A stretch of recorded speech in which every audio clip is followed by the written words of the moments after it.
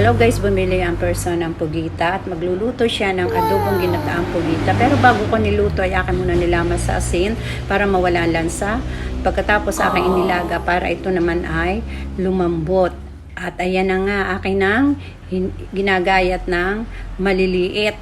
Para pag iniluto ko ulit ay di medyo malambot na. At pagkatapos ayan na nga aking iginisa sa bawang at sibuyas. Pagkatapos, nilagyan ko ng tinta. Kasi gusto ko ay medyo maitim. Yan ang may nakukuha sa ulo ng pugita. At ayan. Pagkatapos, nilagyan ko ng konting suka.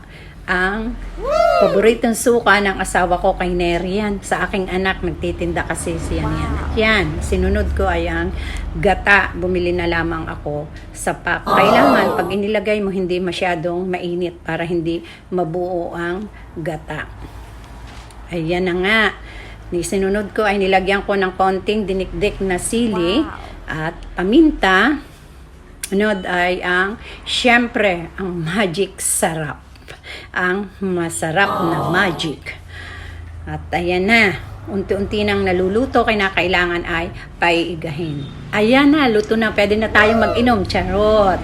Yan, kakain na ang person. Titikman na niya ang masarap na ginataang adobong pugita.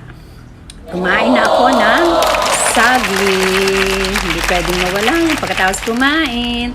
Thank you for watching.